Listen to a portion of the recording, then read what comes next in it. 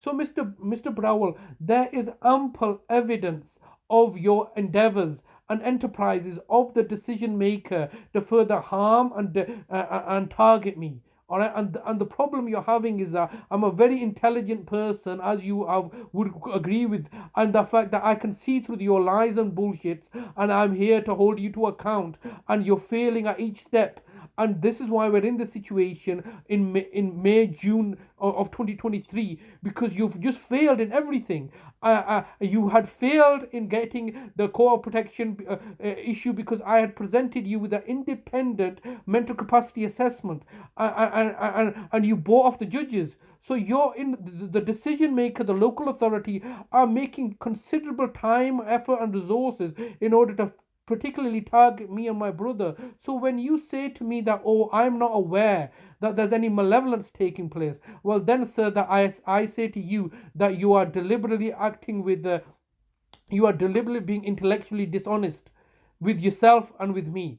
You are being intellectually dishonest because you can see, any objective person can see what's happening here. Since August of your involvement, only last year, and I know the fact that you've been involved in this case since October 2021 when my mum was alive, but particularly from August last year, you have witnessed this happen. You had been instructed to come down in October because of a safeguarding alert raised by the housing association, which could not have happened because the gas safety inspectors under penal notice were not allowed to carry out the inspection, because I saw through that bullshit. Okay, my nieces and nephews, my niece and my brother, they attempted to gain access to raise false flag alerts. That all failed miserably. All right, you've subsequently instructed the Judge Wilcox and the courts to get capacity assessment. That's all failed miserably. So how can you say to me now at this stage that there is no malevolence taking place? How can you simply say that? What I'm saying is, at this moment in time, I'm not aware of any orders in place now. I think that was part and parcel of trying to assess Talib's capacity.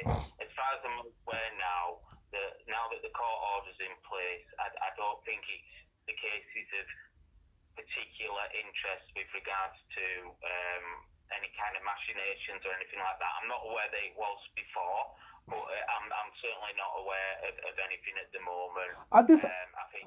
But is it not correct that at this moment in time, because of your contact with myself and your limited remit, that if there was any machination or ill will or ill intention or malevolence, you would not be made aware of it, would you? I probably won't, but Yes. I don't. I just don't.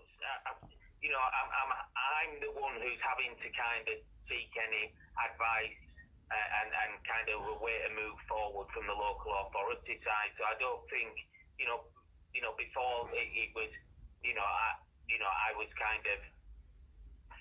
It wasn't me who was having to seek that advice. It was kind of there were regular meetings and things like that, and now that isn't the case.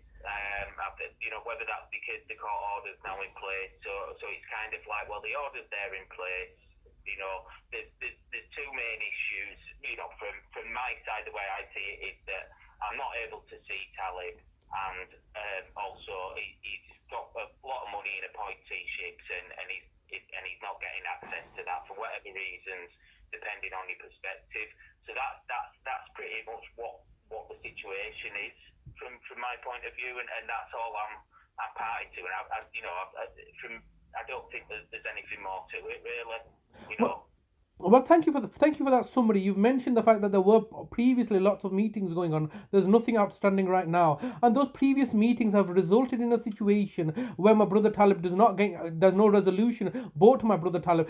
Those previous meetings have not resulted in you meeting my brother Talib, or previously resulted in my brother getting access to any money, have they? My brother's not got any access to any money, particularly since we were made homeless in February 2021. All right, so that's not happened. So all those meetings that you've had are resulted in nothing, but they have, the reason that nothing is presently ongoing is because you've exhausted all your avenues.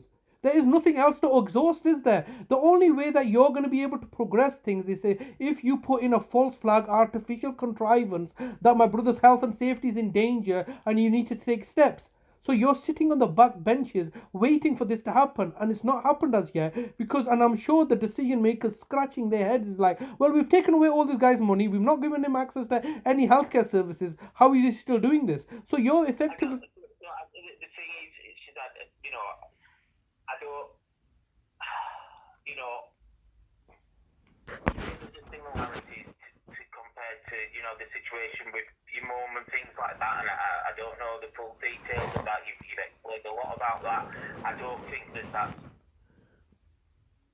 similar issue there with Talib. I don't think that there is any kind of, whether there has been in the past, that kind of end goal to separate you and Talib.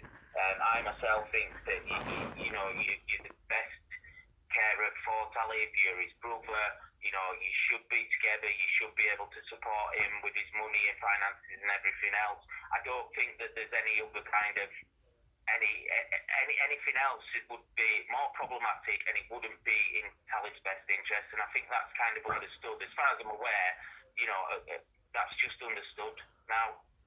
But Mr. Browell, personally, on a personal note, that I'm highly emotionally moved on the fact that you've actually said that to me, that you believe that I'm the best person for Talib.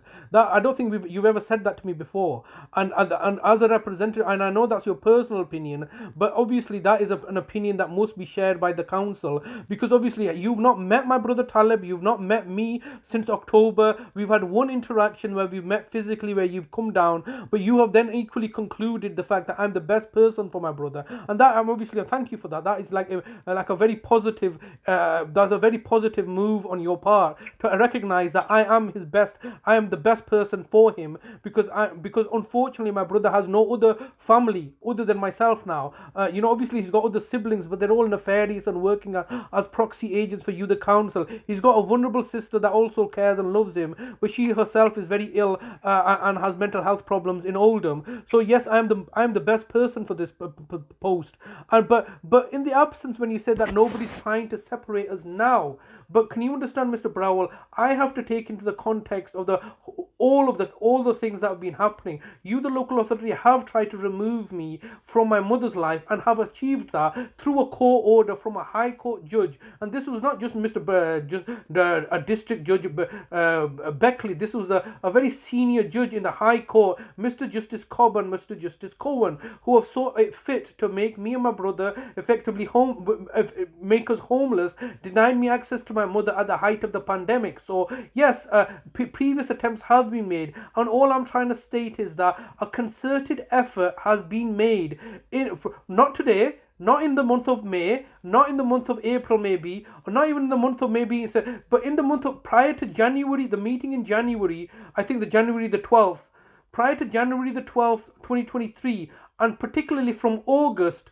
2022, a very concerted effort has been made to have me removed from my brother Talib's life. That effort has been made, and that effort is a continuation of the concerted effort that had been made in August, September, and October 2018, when my brother Talib was abducted from my care and put into Linfield Manor Hospital under a mental health section, and you were denying me access to see my brother, and Vicina Brown was pursuing litigation action to have me removed as nearest relative, and you were saying the fact that there was allegations being thrown around that I may have been abusive to my brother. So there was a concerted effort in August, September, and October to remove me from my brother's life. That all abysmally failed. In December, my brother was discharged into my services. On the 12th, I believe, or the 15th of December 2018, when my brother Talib was discharged into my services from the hospital, the Care Trust, you, the local authority, had instructed West Yorkshire Police to get in touch with Greater Manchester Police to antagonise us and try to do a welfare check then. So there has been a concerted effort, I would argue, from 3rd of August 2018 until the 12th of January 2023 to remove me. All that has failed. So there has been a concerted effort to remove me from my brother Talib's life. Now at this stage, the local authority have to take into consideration the murder of my mother, all the other things, all the other shenanigans that have been happening, and the fact that there is no other avenue for the local authority to explore. You cannot explore the avenue of having my brother placed into my brother Adalat's care. Alright? That obviously may be on the book still, but there's nobody else. My sisters in Bradford will not take care of my brother Talib. My niece will not take care of my brother Talib when she would not even take care of her own disabled brother. Adalat is not fit for purpose. I've made allegations against him. So unfortunately for you, and very fortunately for my brother, there is no one else that's going to take on the caring responsibility for my brother. You alternatively would have to then put him into a care home and at a cost which is obviously not in my brother's interest, and you've attempted to do that in October, November 2018 when you had him in your care and custody. That all failed because you recognize that he has capacity, and he said that he does not want to go into a care home. Subsequently, in April 2019, Mr Browell has interviewed my brother, established that he has mental capacity, and he has stated that he wants to be with my sister. So he himself, having mental capacity, which you have recognized, knows the fact that he does not want to go into institutionalized care. Alright? So that's not an option open to you. You cannot remove me as they normally do, remove the head of the household to replace me with someone. You've got no one to replace me with. So therefore we're in the situation where you are left with no other avenue but to state that presently we feel that he's in the best place because you're caring for him. Can you understand that you, the local authority, over the 5 or 10 years have done everything in your power to negate that? So now you've got no other option but to say, presently we feel that he's in the best care, in your care and custody. But then can you try to resolve this for me? How can it be that he's in the best care and custody when the person that's caring for him has been criminally convicted of defrauding him finances and sent to prison? How do you comport with that?